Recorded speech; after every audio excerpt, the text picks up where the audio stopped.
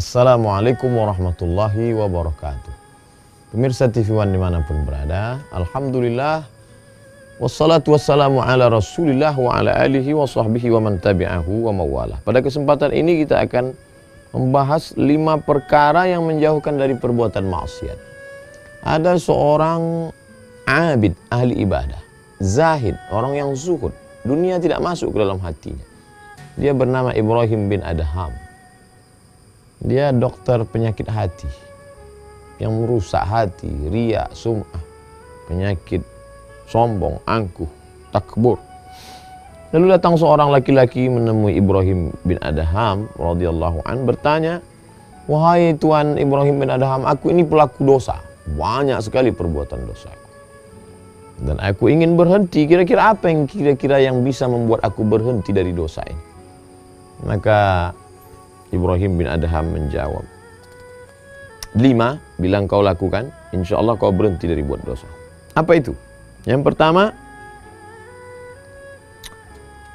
kalau ada niat dalam hatimu ingin melakukan perbuatan maksiat, jangan makan rezeki yang diberikan Allah. Ini yang pertama. Setiap ada niat dalam hatimu ingin buat dosa, jangan makan rezeki yang diberikan Allah. Insya Allah kamu berhenti. Lama dia berpikir, paling lama tahan tidak makan tidak minum 2 hari. Setiap mau buat dosa, jangan makan rezeki yang diberikan Allah. Wah, jurus ampuh luar biasa dari seorang tabibul qalbi, obat penyembuh penyakit hati bernama Tuan Ibrahim bin Adham. Lalu apa lagi berikutnya? Jika engkau akan melakukan perbuatan dosa, jangan tinggal di negeri yang negeri itu milik Allah Subhanahu wa taala. Ada niat dalam hatimu ingin buat dosa, ya. Tinggallah sejauh mata memandang, carilah permukaan bumi Allah, tapi yang bukan milik Allah. Oh, tidak ada. Lillahi ma fis samawati wa ma fil ardh. Segala yang di bumi, segala yang di langit milik Allah Subhanahu wa taala. Wah, tidak bisa. Nampaknya tak ada peluang untuk buat dosa. Lanjutkan yang ketiga. Jika ingin melakukan perbuatan dosa, cari tempat yang kira-kira di tempat itu engkau tidak dilihat oleh Allah Subhanahu wa taala. Ini lebih berat lagi. Wa huwa ma'akum aina ma kuntum. Dimanapun kamu berada, pandangan Allah, muraqabatullah, Allah senantiasa. Jadi kalau terlintas di hatimu ingin buat dosa, carilah di atas bukit, di tepi gunung, di tengah danau, di atas batu yang hitam, di tengah malam yang kelam. Kau tetap akan dalam pandangan Allah. La tudrikul absaru wa huwa yudrikul absara. Dia tidak dapat ditangkap oleh mata, tapi dia dapat menangkap, melihat semua yang ada, punya mata di atas muka bumi Allah Subhanahu wa taala.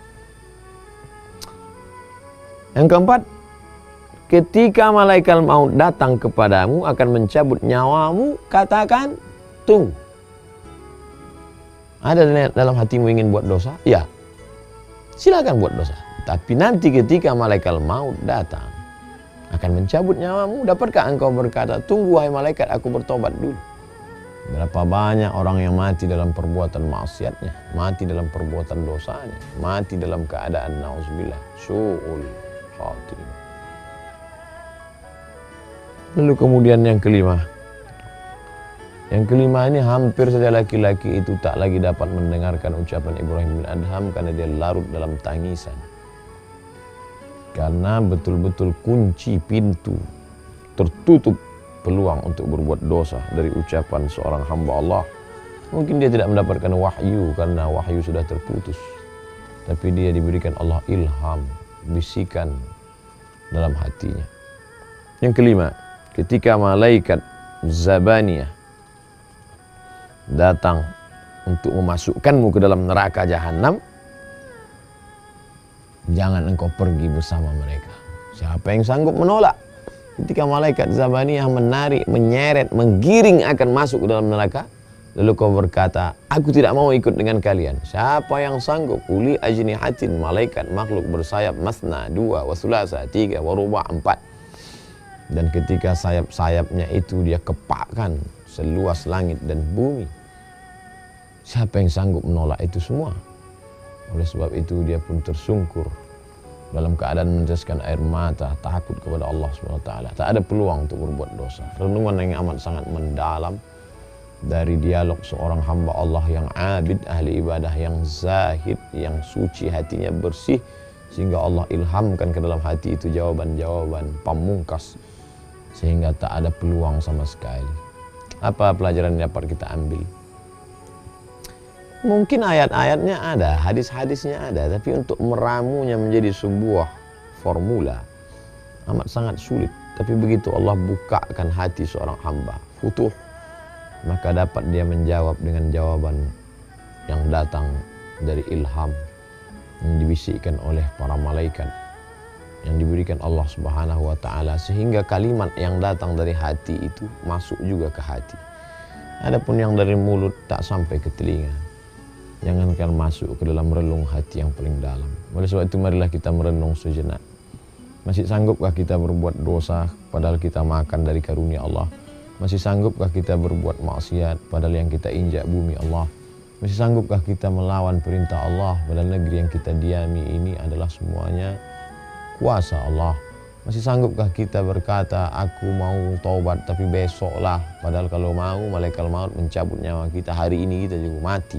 Berapa banyak orang yang mati dalam keadaan tertawa, mati dalam keadaan menonton TV, mati dalam keadaan tidur sehingga tidak terbangun lagi.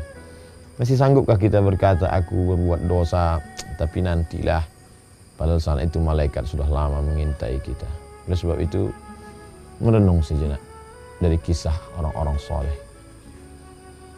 Fa'tabiru ya ulil absar, ambil pelajaran wahai orang-orang yang punya hati dan pikiran. Mudah-mudahan bermanfaat. Terima kasih. Assalamualaikum warahmatullahi wabarakatuh.